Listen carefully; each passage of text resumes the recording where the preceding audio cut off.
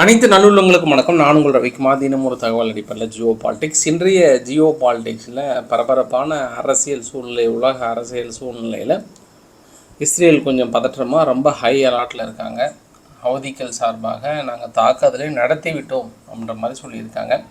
Israel தரப்பில் மறுத்திருக்காங்க. அங்கே இருக்கக்கூடிய உண்மை நிலவரங்கள், உண்மை தன்மை என்ன, பெரிய ஒரு தாக்குதல் காசாவுக்குள்ளார கண்ணிலே பார்க்க முடியாத அளவுக்கான தாக்குதலை முன்னெடுத்திருக்காங்கன்னு இதுவரை இல்லாத இறப்புகள் தொடர்ந்து அதிகமாகிட்டே இருக்குது. அங்கே இருக்கக்கூடிய ஒரு நிலவரம் என்ன, அப்படியே கொஞ்சம் தள்ளி வந்தோம் அப்படின்னா ரஷ்யா கிட்ட போயிடலாம். அப்படியே கொஞ்சம் தள்ளி வந்தோம் அப்படின்னா தேர்தல் பிரச்சாரத்தில் பெரிய அளவுக்கு சூடு பிடித்திருக்கிறது.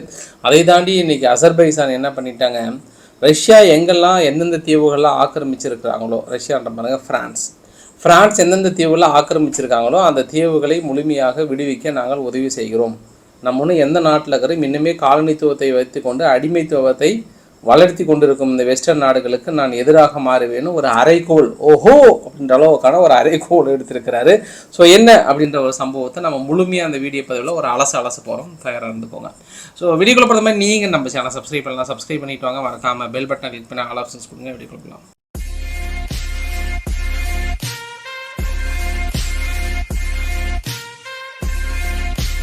முதல்ல 2 அவசர பதிவுகளை எடுத்துக்கலாம். ஒன்று பங்களாதேஷுக்கான பதிவுகளை நம்ம ஆல்ரெடி ஃபுல்லாக பேசிட்டோம். உச்ச நீதிமன்றத்தில் அந்த இடஒதுக்கீடை நிறுத்தி வைத்திருந்தாங்க அப்படின்ற ஒரு பதிவை நம்ம ஆல்ரெடி இப்போ போட்டிருந்தோம். அதாவது 30% முன்னாள் இராணுவ வீரர்களுக்கு, இந்த சுதந்திர போராட்ட தியாகிகளுக்கு கொடுக்கப்பட்ட அந்த ரிசர்வேஷன் தான் பெரிய பாதிப்பு ஏற்படுத்தியது அங்கே இருக்கக்கூடிய மாணவர்கள்னு சொல்லியிருந்தேன். உச்சநீதிமன்றம் நிறுத்தி வச்சுருந்தாங்க இல்லையா, இன்று உறுதி செஞ்சுட்டாங்க. இதுக்கப்புறம் பங்களாதேஷில் 93% ஒன்லி ஃபார் மெரிட். யார் வின் பண்ணுறாங்களோ அவங்க போஸ்டிங் வாங்கிக்கிறாங்க, இதெல்லாம் பண்ணுறாங்க. நாங்கள் இனி பங்களாதேஷில் ரிசர்வேஷன் அப்படின்றது 7% தான். அந்த 7% கூட மாற்றுத்திறனாளிகள், அப்புறம் ரொம்ப வறுமை கொட்டு கீழே, அந்த மாதிரியான ஒரு சில விஷயங்களை பிரிச்சிருக்கிறாங்க. மீதி 93% நோ ரிசர்வேஷன் அப்படின்ற ஒரு விஷயத்தை அனௌன்ஸ் பண்ணியிருக்காங்க என்று. அதனால் மாணவர்கள் போராட்டத்தை விடுத்து இயல்பு நிலைக்கு திரும்புமாறு உச்சநீதிமன்ற நீதிபதி தனது வேண்டுகோளை விடுத்திருக்கிறார் பங்களாதேஷில். ஸோ இது மிகப்பெரிய சம்பவம். காரணம் என்னவென்றால் 100 மாணவர்கள் இது வரைக்கும் இழந்திருக்கிறாங்க. நிறைய மாணவர்கள் அங்கிருந்து உயிர் பிழைத்தால் போதும் விட்டு தப்பி ஓடி வந்திருக்கிறார்கள். அந்த அளவுக்கான ஒரு கலவர பூமியாக மாறி இந்த பங்களாதேஷ் கொஞ்சம் ரிலீஃப் கிடைச்சிருக்கு. பட் இதனால் போராட்டத்தை வாபஸ் வாங்குவாங்களான்னா, இந்த இடஒதுக்கீடு முதல்ல இருந்தே இல்லாமல் தான் இருந்தது. ஸோ அதை பற்றி நம்ம காணொலி போட்டிருந்தோம், நம்ம வேண்டாம், அடுத்த இதுக்கு நம்ம போயிடலாம். இன்னொரு விஷயம், என்னதான் வெஸ்டர்ன் நாடுகள் பெரிய அளவுக்கு, குறிப்பாக வெஸ்டர்ன் நாடுகளே நம்ம குறிப்பிட வேண்டாம், ஃப்ரான்ஸ்னே சொல்லிடலாம், டைரெக்டாக ஒரு தாக்கிடலாம். இதில் ஒரு பதிவு பாருங்கள், ஒருத்தர் கை கொடுக்க நிற்கிறாரு, வர்றவங்கெல்லாம் சீட்டை போட்டு கை கொடுக்காம போகிறாங்க. இது எங்கே அப்படின்னா, ஃப்ரான்ஸுடைய பாராளுமன்றத்தில் புதிதாக தேர்ந்தெடுக்கப்பட்ட எம்பிக்கெல்லாம் பதவி ஏற்றுக்கிட்டு, ஃப்ரான்ஸ் பாராளுமன்ற வழக்கம் என்ன அப்படின்னா, அங்கே யார் குறைந்த வயசில் ஜெயித்தாங்களோ அவங்களுக்கு ஒரு கை குலுக்கல், ஒரு வாழ்த்துக்கள் மாதிரி சொல்லுவாங்க எல்லாருமே. அதுதான் மரபு. அதனால் அந்த சைன் பண்ணிட்டு வருவாங்கல்ல, அந்த இடத்துல நிற்கிறார். அது நின்றுட்டு இருக்கிற பேர்னா, அவரோட வயசுலாம் 22 வயசில் எம்பியாக இருக்கிறார். ஃபெலவின் அப்படின்ற பேர் அவர், ஃபெலவின் டெர்மெட். இந்த ஃபெலவின் டெர்மெட் கூட ஏன் யாருமே கை கொடுக்கல அப்படின்னா, அவங்க ஃபார்ரைட் விங்கான மரியன் லீபென் அவங்களோட ரேலியை சேர்ந்தவங்க, குறிப்பாக நேஷ்னல் ரேலியை சேர்ந்தவர். அதனால் ஃபார் லெஃப்ட் ப்ளஸ் கம்யூனிஸ்ட்லாம் இருக்காங்கல்ல, இவங்களும் சரி, இல்லை எலன் மஸ்க்னே பாருங்கள், மேக்ரன் அவர்களும் சரி, இவங்க இரண்டு தரப்பில் இருந்தும் யாருமே கை கொடுக்கல. அதை விட ஒரு ஹைலைட் என்ன தெரியுமா, ஒரு எம்பி ஸ்டோன் பெப்பர் சிசர் அப்படின்னு போட்டு இப்படி கட் பண்ணிட்டுன்னு சொல்லிட்டு போனார். பெரிய இதுதான் ஹைலைட்டு. ஃபைனலாக இன்னொருத்தன் இப்படி அடிக்கிறதுக்கே வராரு. எந்த உலகத்தில் இருக்கீங்க பாஸ்? இல்லை, எந்த உலகத்தில் இருக்கீங்க? ஒரு எம்பி, மக்களால் தேர்ந்தெடுக்கப்பட்ட எம்பி இந்த அளவுக்கு இருக்கீங்களா? ஒரு கை கொடுக்கறது கூட மாட்டேறீங்க. வாங்க பாஸ், வாங்க இங்கே வாங்க, பாருங்கள். இந்தியாவில் எதிர்கட்சி தலைவர் ஓம் பிர்லா உட்கார வைக்கும் போது ராகுல் காந்தி அவர்களும் சரி, மோடி அவர்களும் ஒன்றா போயிட்டு உட்கார வச்சாங்க. இந்த மாதிரியான சம்பவங்கள் இந்தியா கிட்ட இருந்து கூட கற்றுக்கோங்க. ஏன்னா பெரிய கலாச்சாரத்தின் முன்னோடி நாங்கள்னு சொல்லப்படுகிறவங்க எங்கேயும் கொஞ்சம் லெசன் தெரிஞ்சுக்கோங்க. இங்கே ஆக்கப்பூர்வமாக பேசுவாங்க, செய்வாங்க, எதிர்கருத்துக்கள்லாம் பெரிய அளவுக்கு இது பண்ணுவாங்க. பட் இந்த அளவுக்கு கை கொடுக்காம போகிறது, இப்படி முறுக்கிட்டு போனால் அப்படி கழுத்து சுளிக்கிட்டு போகிறதெல்லாம் அதெல்லாம் பழைய காலம் பாஸ். இன்னுமே மாறாமல் இருக்கீங்களேன்ற ஒரு ஆதங்கம் இந்த பதிவு பார்த்து கிடைச்சிது. ஸோ எனக்கு உங்களை விட்டால் யார் இருக்காங்க, அதனால் உங்ககிட்ட ஷேர் பண்ணிட்டேன். குறிப்பாக ராய்டர்ஸ் போன்ற பத்திரிகைகள் இன்றைக்கி நிறைய ஊடகங்கள் எல்லாமே வந்து என்ன சொல்லியிருந்தாங்கன்னா, ஏமனில் தாக்குதல் அப்படின்ற ஒரு வார்த்தையும் பத்திரிகைகளில் வந்து பெருசாக பிரதிபலிச்சிருந்தாங்க. ஏமனுக்கும் இந்த தாக்குதலுக்கும் சம்மந்தமே இல்லை. குறிப்பாக எமினி ஹவுதிகள் அப்படின்னு சொல்லுவாங்க. எமினி பகுதியில் தான் தாக்குதல் அப்படின்றத நான் மறுபடியும் குறிப்பிட விரும்புகிறேன். ஏன்னா அந்த விஷயம் தொடர்ந்து நிறைய பத்திரிகைகள் ஏமன் அப்படின்றத சொன்னாங்க. ட்ரெண்டிங்லேயே எக்ஸ்தலத்தில் ஏமன் அப்படின்னு தான் வந்து பெருசாக ட்ரெண்டாக இருந்தது. அந்த பக்கம் இருக்கக்கூடிய ஏமனுக்கும் தாக்கல் நடத்தப்பட்ட எமினிகளுக்கும் வேறு அவங்க வேறு இவங்க வேறு அந்த விஷயத்தோட சரி. இப்போ நம்ம தாக்குதல் நடத்தி கிட்டத்தட்ட 24 மணி நேரம் ஆயிடுச்சு. ஏன்னா நேற்று இந்த டைம் வீடியோ போடும்போது தான் கரெக்டாக தாக்கல் நடத்தினாங்க. அதுக்கப்புறம் தீயை வந்து அணைக்கப்பட்டதா அப்படின்னா அணைக்கப்படல, இன்னும் புகஞ்சிட்டே தான் இருக்குது. ஸோ பெரிய அளவுக்கான கரும்புகைகள் எழுந்துகிட்டே தான் இருக்குது.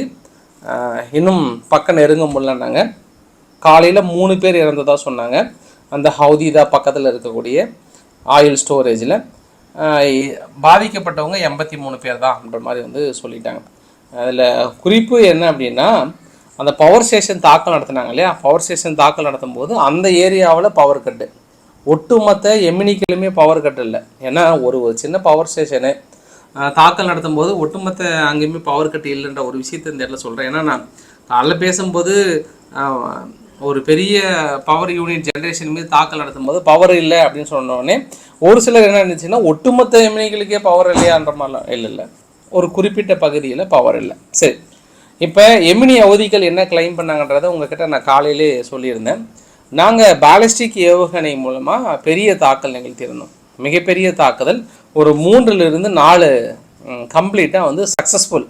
இதில் வந்து எந்த ஒரு மாற்று கருத்துமே இல்லை. நாங்கள் முழுமையாக வெற்றி அடைஞ்சிருக்கிறோம் அப்படின்ற ஒரு அழுத்தம் திருத்தமாக ஆணித்தரமாக தேங்க்ஸ் ஆஃப் அல்லான்ற அளவுக்கு வந்து சொல்லியிருக்காங்க. அப்படின்னா கடவுள் மீது ஆணையாக கிட்டத்தட்ட நான் சொல்கிறதெல்லாம் உண்மைதான்ற அளவுக்கு வந்து கடவுளுக்கு நன்றியும் சொல்லியிருக்கிறாங்க. சரி, இந்த பக்கம் இஸ்ரேல் தரப்பில் என்ன சொல்கிறாங்கன்னா, அவங்களுமே ப்ராமிஸ் பண்ணி சொல்கிறாங்க, இல்லைங்க சத்தியமாக சொல்கிறாங்க, அப்படிலாம் விழுந்து வெடியில்லைங்க, எதுவுமே வரலைங்க, நாங்கள் வந்து இடைமறித்து தாக்கல் நடத்திட்டுங்க அப்படின்னு சொல்கிறாங்க. குறிப்பாக நீங்கள் இது பார்க்குறீங்கல்ல, இது பார்த்தீங்கன்னா ஏரோ 3 அப்படின்ற ஒரு நெக்ஸ்ட் லெவல் டெக்னாலஜி. அது நெக்ஸ்ட் லெவல் டெக்னாலஜினா அந்த ஏரோ 3 பேட்டரி மூலியமாக அந்த தாக்கல் நடத்துகிறாங்க. பாலிஸ்டிக் ஏவுகணைகள் இருக்கு இல்லையா, பாலிஸ்டிக் ஏவுகணைகளை வான்வெளியிலே இடைமறுத்து தாக்கல் நடத்தக்கூடிய அளவுக்கான டெக்னாலஜி எங்ககிட்ட இருக்குது. அதனால் நாங்கள் அமெரிக்காவுடன் இணைந்து இந்த தாக்கல் நடத்தியிருக்கிறோன்ற மாதிரி வந்து சொல்லியிருக்காங்க. இதில் என்ன ஒரு பகீர் சம்பவம், பகீர் குற்றச்சாட்டு அப்படின்னா, இன்றைக்கி எமினி அவதிகள் என்ன சொல்லியிருந்தாங்கன்னா, அதிர்ச்சிகரமான சம்பவம், இந்த தாக்குதலுக்கு இஸ்ரேலுக்கு சம்மந்தமே இல்லை, இஸ்ரேல் சும்மா பின்புலமாக இருந்து 2 விமானங்கள் அனுப்பிச்சாங்க, ஆக்சுவலாக அந்த தாக்கல் நடத்தியதே அமெரிக்காவும் யூகேவும் தான், எங்களுக்கு தெளிவாக தெரியும், அவங்க தான் இந்த தாக்கல் நடத்தினாங்க, எங்களுக்கு ஆதாரம் இருக்கிறது. திடீர் ஒரு பகீர் குண்டு வந்து போட்டிருக்காங்க எமினி அவதிகள் சார்பாக. ஸோ பொறுத்திருந்து பார்க்கலாம். ஈராக்கில் இருக்கக்கூடிய இஸ்லாமிக் ரெசிஸ்டன்ஸ் அவங்க என்ன பண்ணிட்டாங்க, நாங்களும் எலியாட்டில் இருக்கக்கூடிய துறைமுகங்கள் மீது ஒரு தாக்கல் நடத்தியிருக்கிறோன்றாங்க. ஏப்பா பொறுமையாக இருங்கப்பா, அவங்க ஏற்கனவே எமினி அவதிகள் நடத்தின தாக்குதலே சத்தியமாக இல்லைன்ற அளவுக்கு சொல்கிறாங்க. இப்போ ரெசிஸ்டன்ஸ் வந்து நாங்களும் தாக்கல் நடத்திட்டோம், நாங்கள் வெற்றி பெற்று விட்டோம் அப்படின்னா எத்தனை, அவங்க இன்னும் எதுவுமே ஒத்துக்கல. அவங்க அப்படின்னா அல்ஜசீரா சேனலில் கூட நான் செக் பண்ணனே, ஏதாவது இருந்தால் சொல்லியிருப்பாங்களே. பட் அவங்க இந்த மாதிரி தாக்குதலே இவங்க கிளைம் பண்ணியிருக்காங்க அப்படின்ற ஒரு விஷயத்த தான் சொன்னாங்க. ஆனால் இன்னொரு விஷயம் என்ன நடந்தது அப்படின்னா, ஒட்டுமொத்தமாக அங்கே நடந்த நிகழ்வுகளில் அந்த எலியாட் அப்படின்ற ஒரு பகுதியில் இருக்கக்கூடிய துறைமுகம் என்ன அர்ஜென்ட்டுக்கு க்ளோஸ் பண்ணியிருக்கிறாங்க. ஒட்டுமொத்த இஸ்ரேலுமே வந்து கொஞ்சம் பரபரப்பாக இருக்காங்க. மக்கள் தேவையில்லாமல் வெளியே வர வேண்டாம், ஏன்னா எந்த நேரத்துலையும் கண்டிப்பாக எமினி அவதிகள் தாக்கல் நடத்துவதற்கோ இல்லை பக்கத்தில் இருக்கக்கூடிய ரெசிஸ்டன்ஸ் தாக்கல் நடத்துவதற்கோ நிறைய வாய்ப்புகள் இருக்குன்னு சொல்லிட்டு, ஸோ இஸ்ரேல் வந்து உச்சக்கட்ட பரபரப்பில் இருக்காங்க. உச்சக்கட்ட பரபரப்பு அப்படின்னா ஏதாவது ஒரு சம்பவம் நிச்சயம் நடக்குன்ற எதிர்பார்ப்பில். ஏற்கனவே மேலே ஹெஸ்புல்லாவிலிருந்து தாக்குதல் அந்த சதன் பகுதியில் தொடர்ந்துகிட்டே தான் இருக்குது, பெரிய தாக்குதல் தொடர்ந்துகிட்டே தான் இருக்குது. இதில் இன்னொரு விஷயம் என்ன அப்படின்னா, சவுதி அரேபியாவுடைய ஃபாரின் மினிஸ்டர் என்ன சொல்லிட்டாங்கன்னா, எந்த பார்ட்டியாக இருந்தாலும் சரி யாருமே அவசரப்பட்டு எக்ஸ்தலத்தில் எதுவும் போட்டுறாதீங்க, எல்லாமே அப்படி தள்ளி நின்று வேடிக்கை பாருங்கள், என்ன அங்கே சத்தம் என்ன வெடிக்குது, எந்த கருத்துக்களையும் தெரிவிக்க வேண்டாம், தள்ளி நின்று வேடிக்கை மட்டுமே பார்ப்பது நல்லது. ஏன் அப்படின்னா, ஏற்கனவே இதே எமினி அவதிகள் சவுதியில் இருக்கக்கூடிய அரம்கோ எண்ணெய் நிறுவனங்களை பல எண்ணெய் நிறுவனங்கள் இது மாதிரி தாக்கல் நடத்தியிருக்காங்க. நிறைய பற்றி எரிஞ்சிருக்கிறது.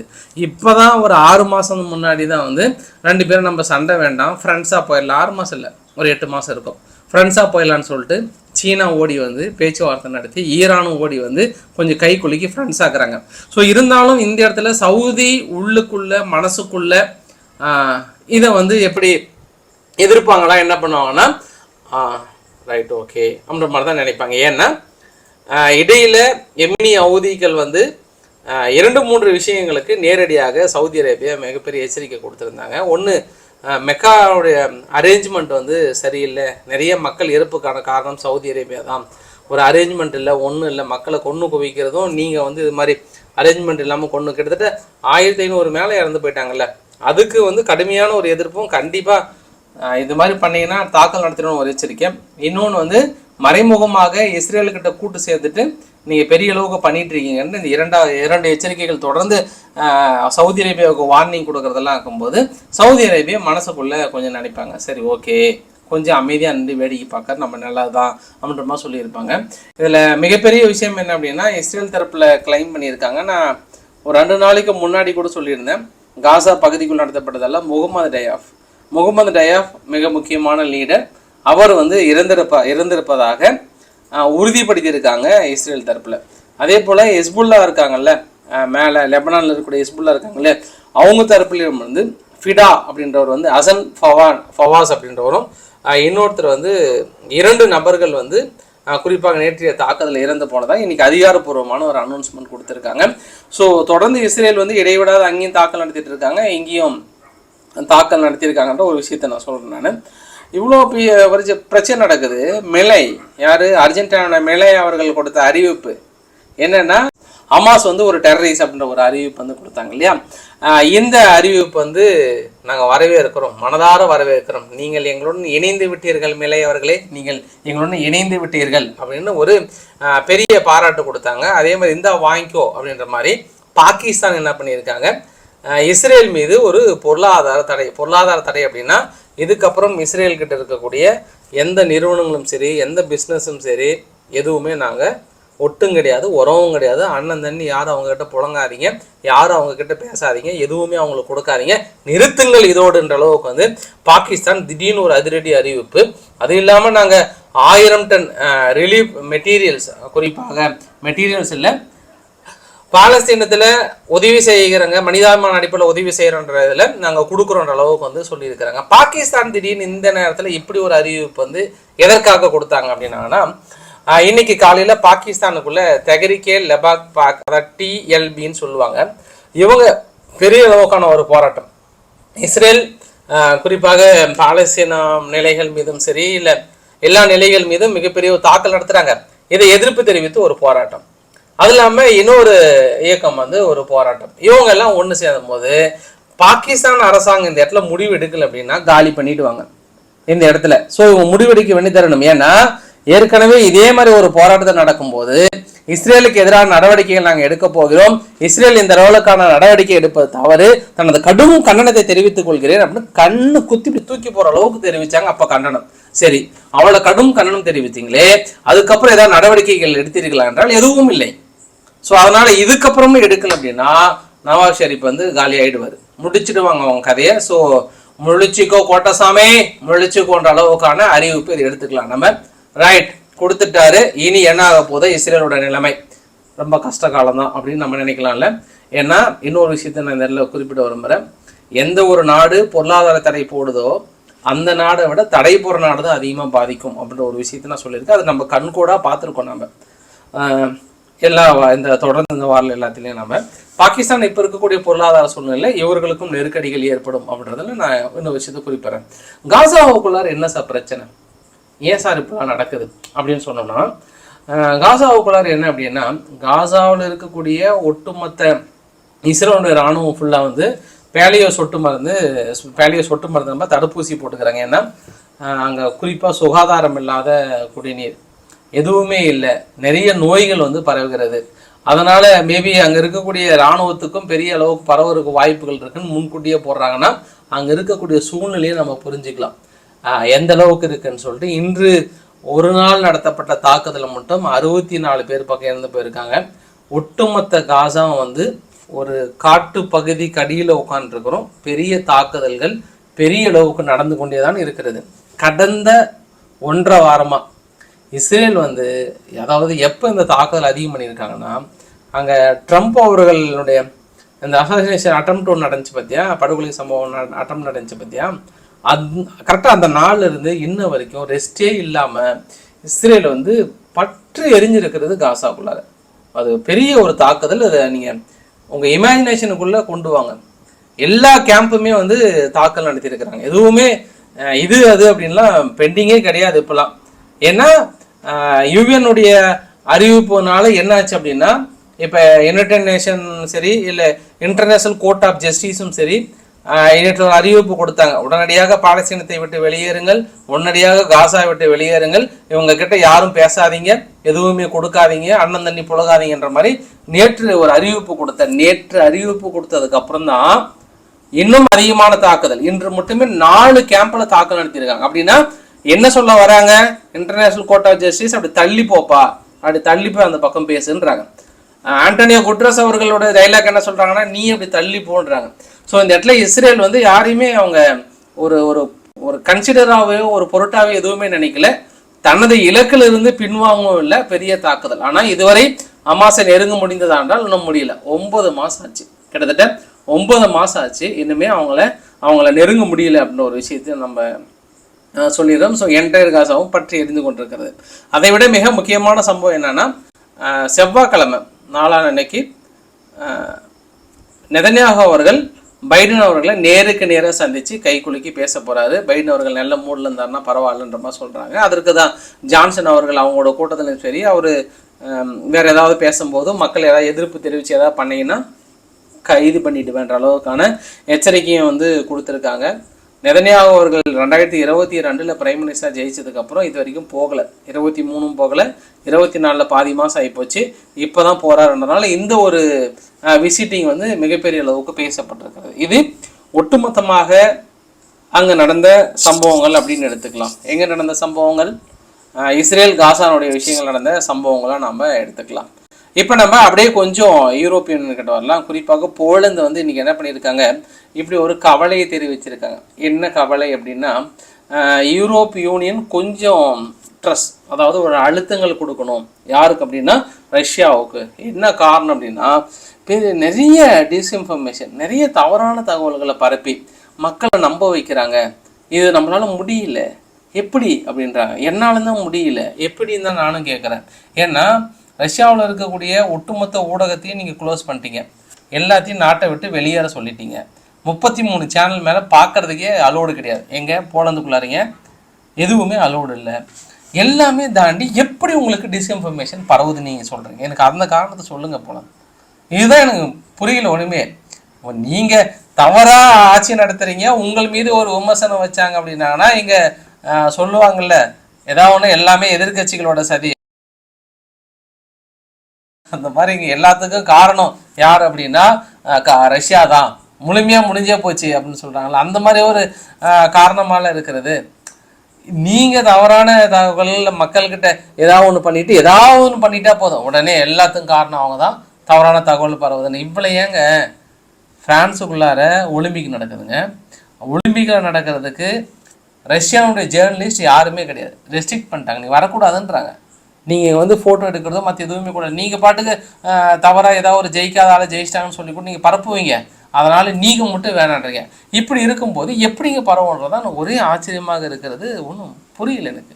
இன்னொரு சம்பவமும் நடந்திருக்கிறது. ஆர்டிக் பகுதிகள் இருக்குல்ல, ஆர்டிக் பகுதியில் அமெரிக்கானுடைய அணு ஆயுதங்களை சுமந்து செல்லக்கூடிய கிட்டத்தட்ட 2-3 விமானங்கள் மேலே பறந்து வருது ஆர்டிக் பகுதியை நோக்கி. இப்போ ரஷ்யாவுடைய பார்டர் பகுதி வந்து ரஷ்யா என்ன பண்ணிட்டாங்க, இவங்களும் போயிட்டு இடைமறிக்கிறாங்க. தம்பி இங்கே என்ன வேலை, நேராக மோதிர மாதிரி போனது.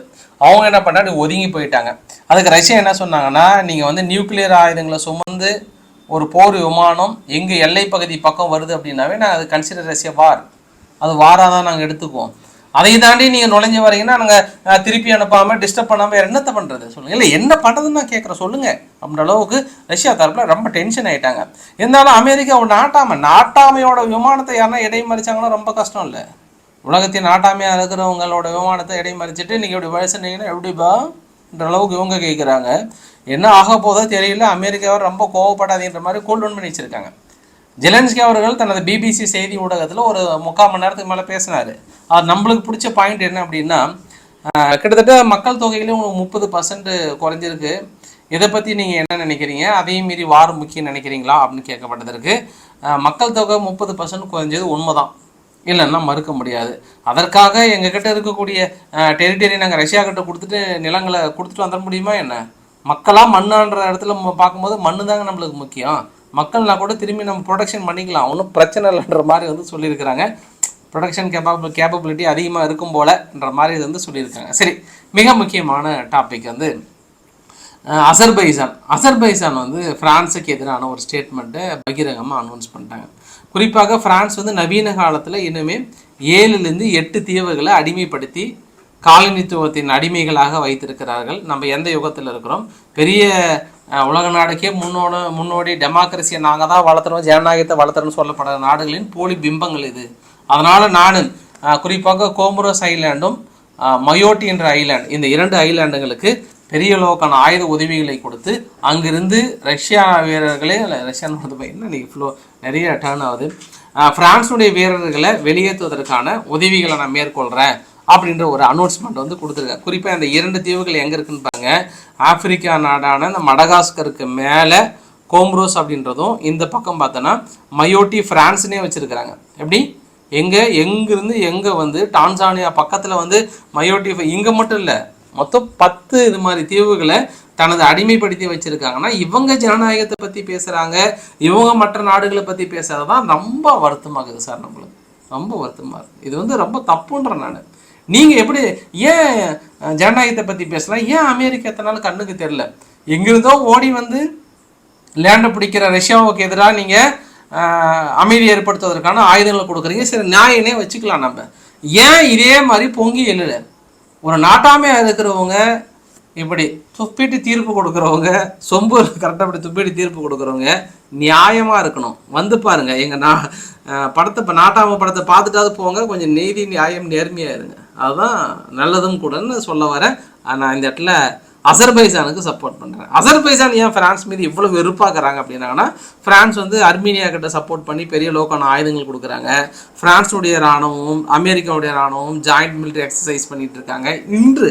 அதனால் ரொம்ப கோபமாயிட்டு பொங்கி எழு மனோகரா தான். சரி, ஃபைனலாக இந்த வீடியோவோட நிறைவு பகுதியில் அமெரிக்காவுடைய எலெக்ஷனில், அதாவது அதிபர் தேர்தலில் குறிப்பாக ட்ரம்ப் அவர்களும் அவருக்கு துணை அதிபரான வேன்ஸ் அவர்களும் சொல்லப்பட்ட டைலாக் தான் இன்னைக்கு பெரிய அளவுக்கு பேசப்படுகிறது. ஒன்று, எல் சல்வடார் தீவில் இருக்கக்கூடிய பக்லி. இந்த பக்லி அவர் என்னங்க பெருசாக அப்படியே நாட்டை திருத்திட்டார், எல்லாம் என்ன பண்ணிட்டாரு? அவங்க நாட்டில் இருக்கக்கூடிய மற்ற ரவடியும் மற்ற கிரிமினல்ஸும் நம்ம நாட்டுக்குள்ளே அனுப்பிட்டு அவர் என்ன பெருசாக நாட்டை அப்படி சீர்திருத்தி கொண்டு வந்துட்டாரா அப்படின்ற மாதிரி வேணால் கேள்வியில கேட்டான். அதெல்லாம் ஒன்றுமே இல்லை. எல்லா கிரிமினல்ஸும் இந்த பைடன் அரசாங்கத்தால் மொத்தம் எல்லாம் நம்ம நாட்டுக்குள்ளே வந்துட்டாங்க. அதனால தான் எல் சல்வடார்லாம் ஒன்றுமே இல்லை அப்படின்னு சொல்லி அவரெல்லாம் வாழ்த்தலாம் மாட்டேன், not done A good job அப்படின்ட்டாங்க. சரி, அதுவாக நம்ம ஏற்றுக்கலாம். இரண்டாவது விஷயம் என்னென்னா, இதுதான் பெரிய டைலாக். அவர் சொன்ன டைலாக் நீங்களே பாருங்கள். நான் ஒரு விஷயத்தை டாலரன்ஸ் பண்ணிக்க மாட்டேன், இஸ்லாமிக் டெரரிசம் அப்படின்னா ஏற்றுக்கவே மாட்டேன். அது இப்போ ரஷ்யா உக்ரைன் மாறு கூட ரியல் இஷ்யூலாம் எனக்கு கிடையாது, அதெல்லாம் தீர்த்துட்டு போயிடுவேன். பட் இஸ்லாமிக் டெரரிசம் அப்படின்றது கேன்சர் மாதிரி இந்த உலகத்தில் பெரிய அளவுக்கு பரவிடும், நான் நிச்சயம் விட மாட்டேன் அப்படின்னு அவர் சொல்கிறார். சரி, இந்த பக்கம் ஜேம்ஸ் டேவிட் வேன்ஸ் அவர்கள் என்ன சொல்லியிருக்காங்கன்னா, இதுக்கப்புறம் எந்த உலகத்தில் எங்கே சண்டை நடந்தாலும் அமெரிக்கா போய் தலையிடாது. குறிப்பாக நாங்கள் வந்ததுக்கப்புறம் எங்களுக்கு எங்கே அடிச்சுக்கிட்டு எப்படி போனால் எங்களுக்கு என்ன பிரச்சனை? இதனால் யார் வளர்றாங்க?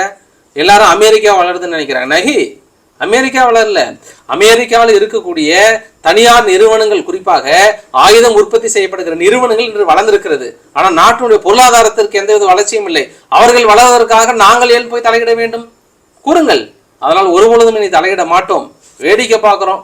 பிரைவேட் கம்பெனி வளர்றதுக்காக நாங்கள்லாம் பெருசாலாம் ஆர்டர் பண்ண மாட்டோம் அப்படின்னு அவரு சொல்கிறாரு. ஸோ என்ன நிகழ்வு நடக்க போதோ தெரியல, பொறுத்திருந்து பார்க்கலாம். இன்றைக்கு ஒரு அளவுக்கான தகவலை கவர் பண்ண நினைக்கிறேன். பிடிச்சிருந்தா லைக் பண்ணுங்கள், ஃப்ரெண்ட்ஸுக்கு ஷேர் பண்ணுங்கள், சப்ஸ்கிரைப் பண்ணுங்கள். Big mark so much. எல்லாம் நன்றி, வணக்கம்.